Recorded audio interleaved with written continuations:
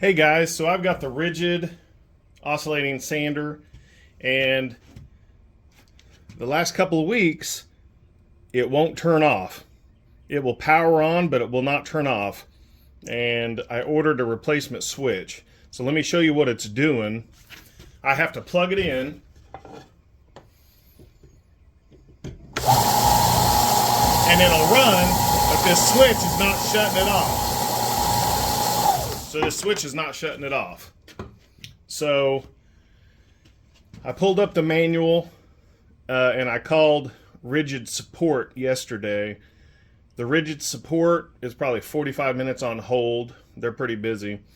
But he sent me a wiring diagram and a parts breakdown, which kind of helped. It's not very specific, so I wanted to make a video to help you guys out because it was not very clear to me.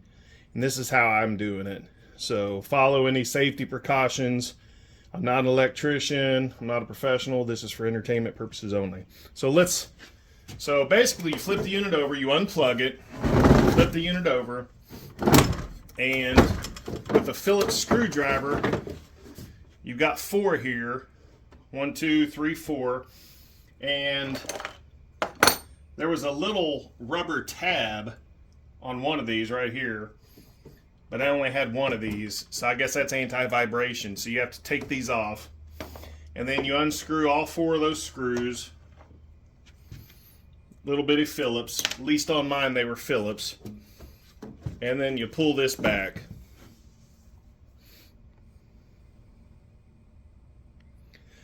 Now here is the switch. You got black going here. This is on my unit. It could be slightly different on yours. I don't know. And the motor going here. Now the replacement switch I ordered on Amazon is different. It has 4 prongs.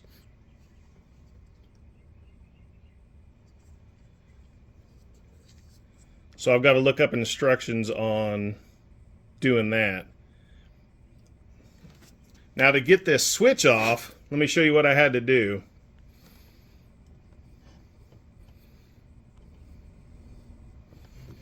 It's already loose, but this is how I did it. It's got these little releases here that you press, and it makes you think they're going to let you push it up through the unit, but that didn't really work for me. So what I had to do, let's see if you can see that.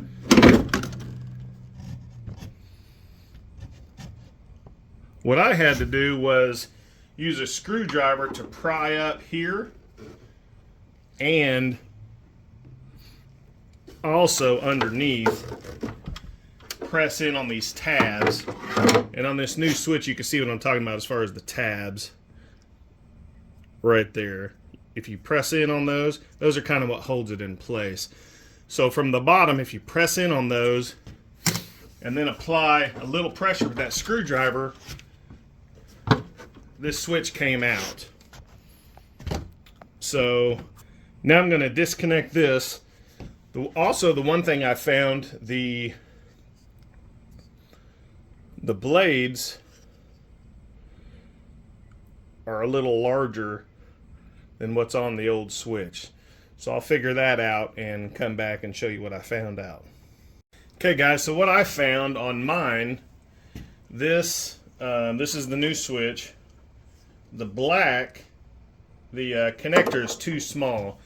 So I'm going to crimp on a new one. And, you know, follow any safety instructions. I'm not an electrician. I had to get a better tool.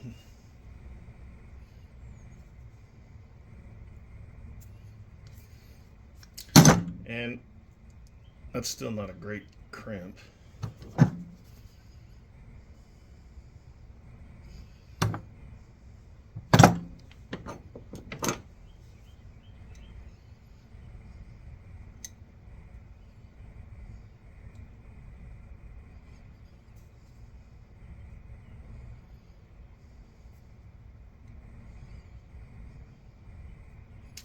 Saw someone do this online without a crimping tool, because I don't know where mine is. I can't find it.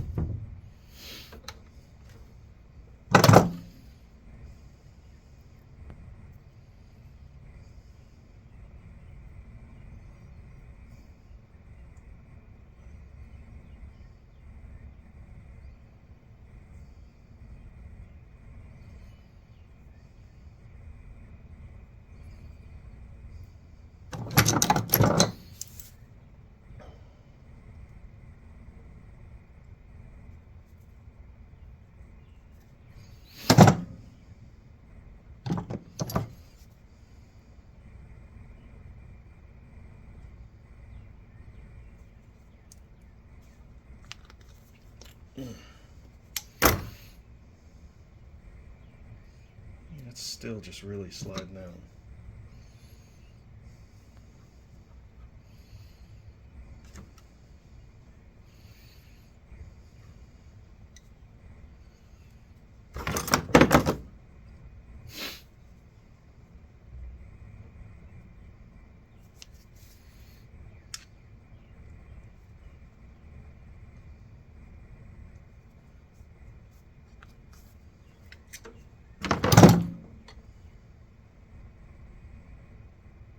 That actually seemed to work okay. You're basically putting a screwdriver, they did it in a vise, but you're putting a screwdriver on the back end or the front end and crimping it, and it creates a little rounded. So that's holding. It's not the strongest connection, but it looks like that'll work. Now, according to what I found online, I'm just going to connect this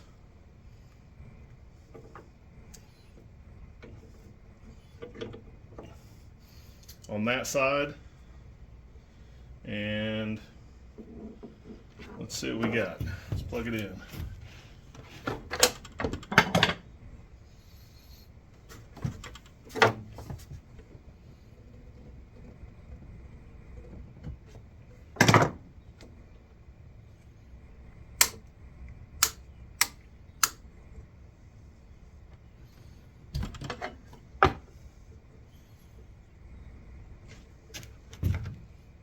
Let me swap these out because I didn't get any power there.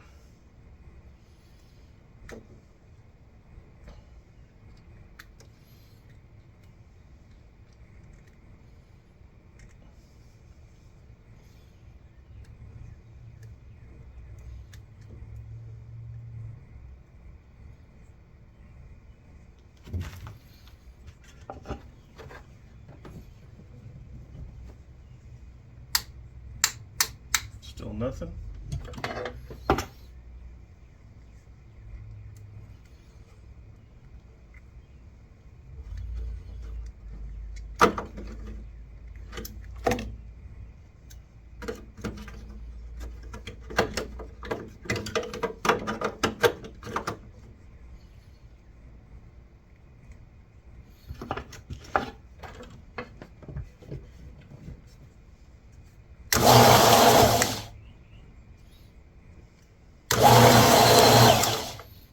Guys, for me that looks like it worked.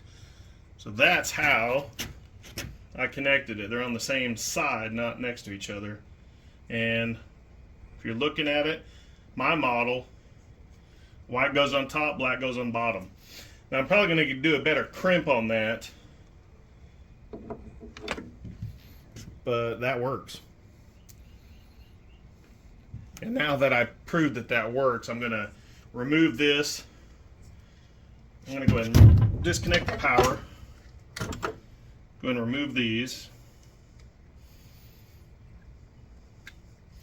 And let's try to put that switch back in.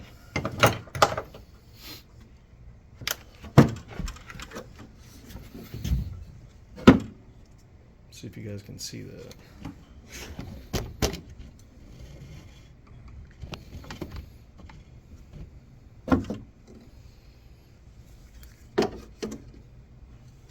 Okay, so I'm just going to push this in.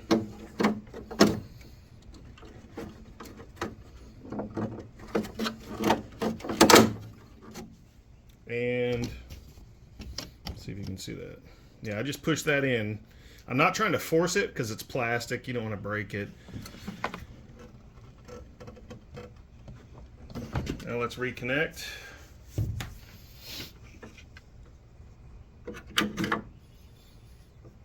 Right on top. This is for me. I don't think this will differ for you much, and I would definitely do a better crimp than that. Power's disconnected. Okay, let's plug in the power.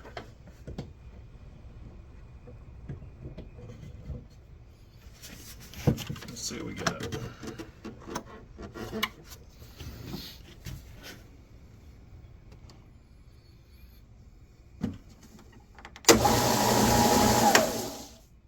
Hey, hey, looks like it's working.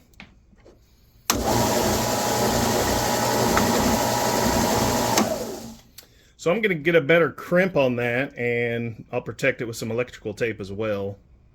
But that's how I replaced the power switch, and it's working for me. So be sure to read your manuals, follow any safety precautions for electrical, and when you're working on the machine, always unplug it. Hope you found this helpful. If you did, please like and subscribe. Thank you. I forgot to show you guys, it looks like there's some wiring harnesses here that hold the wires in place. See if I can zoom in and show you that.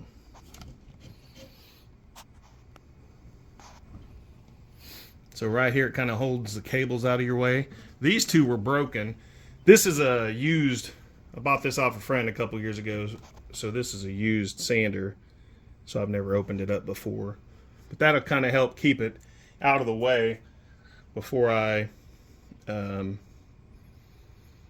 put the bottom cover back on it. And while you're in here, you might as well do some maintenance and suck out any of this dust with a vacuum, just to prolong the life of your equipment. Alright guys, so I crimped again using some needle nose, and I did use the trick where you put this screwdriver along the plastic, and then I squeezed really tight, and that held it pretty well. And then I covered it with electrical tape. So now we're going to button it up, and that's just these 4 screws. On mine they're Phillips.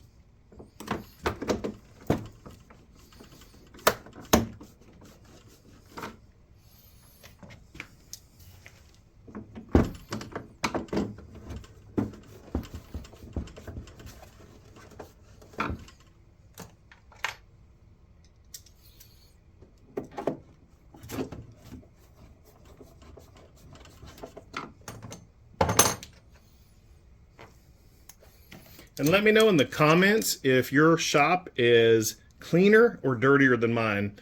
Because it seems like no matter how much you clean, when you're working on projects, the shop's pretty dirty.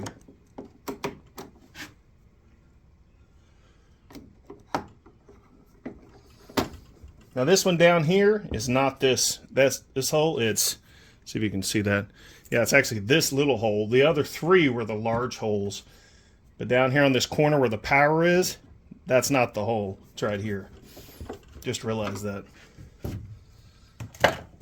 Flip it over.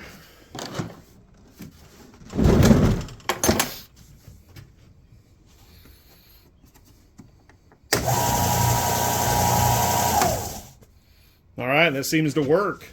Hope you guys are having a good one. Drop me a comment below. Thanks.